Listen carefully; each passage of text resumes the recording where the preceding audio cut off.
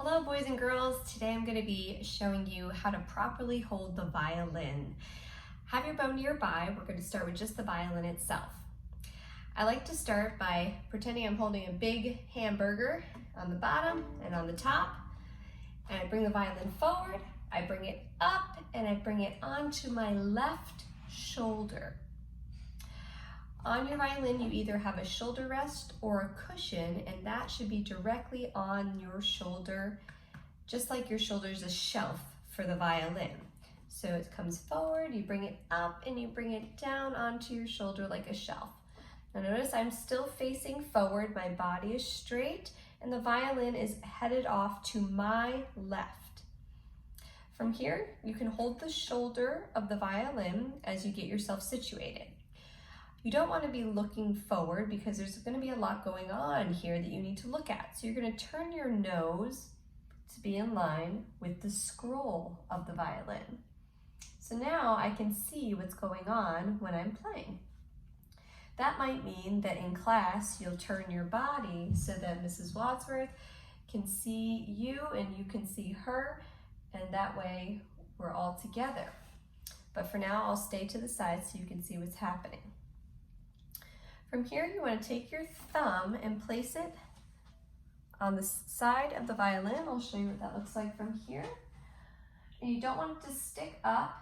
I always say it's not invited to the string party, sadly. Thumb has to stay hidden behind the neck.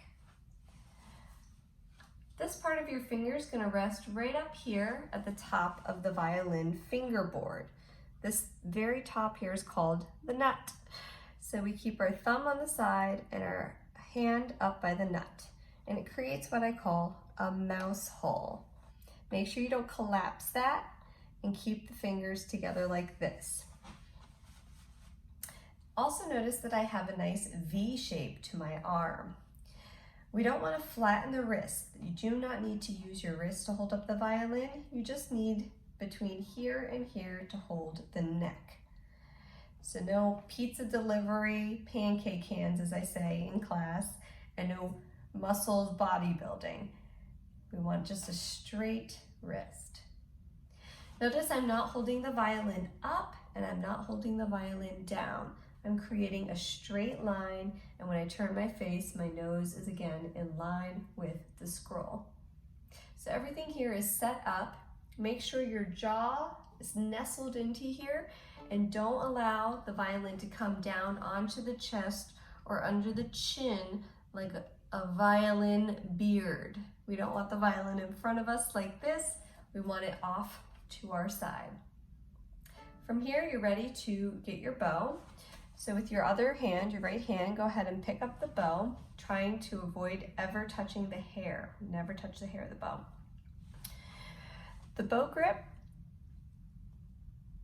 should look like gently curved fingers. Notice they're all going in the same direction. You don't have anything pointing out or sticking in weird directions. They're all curving in this way. I also try to think of these two fingers, my middle fingers, as touching the frog from this angle. It would look like that, okay? The pinky goes on top. It's the only finger that sits on top of the bow, and the first finger wraps very specifically around this little grip area.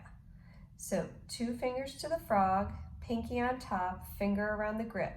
The thumb bends. It doesn't do this, it bends, and the tip of the thumb can rest here for beginners, or if you're ready for the next step, you put the tip of your thumb right here in this little nook, not sticking it through the bow, but sticking it right up and in it there. It's a snug little spot from the side. It looks like this.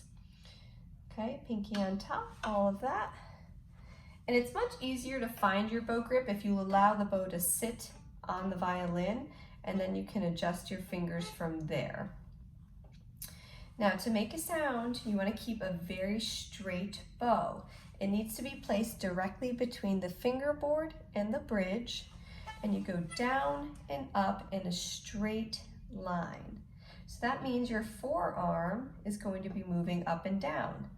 But this part is not going to be moving, because if you move that part, the bow will end up going crooked and you can't play directly in between here and here. So watch how it sounds if I keep my nice V shape, a straight bow, the hair of the bow is flat on the string in the middle, and now I just go down and up to create a sound. And remember to turn your nose towards yourself so that you can see what's happening with the bow and make sure it's staying straight. That's the E string. I'll seesaw my bow now to the A string. I'll seesaw it now to the D string. And then the G string. Keeping the bow as straight as possible the whole time and watching it so it doesn't hit other strings. And if you get too close to the bridge, you'll get a very scratchy sound. Too close to the fingerboard and you'll get a kind of wishy-washy sound. So right in the middle is the sweet spot. Okay, there's your first lesson on how to hold the violin, how to make a sound, and set up your posture. Now remember, I'm facing you. So even though my violin looks like it's going in this direction, you're facing me, yours should be going off in this direction. So remember, left shoulder, violin, right hand, bow. Left hand, violin, right hand, bow. Good luck.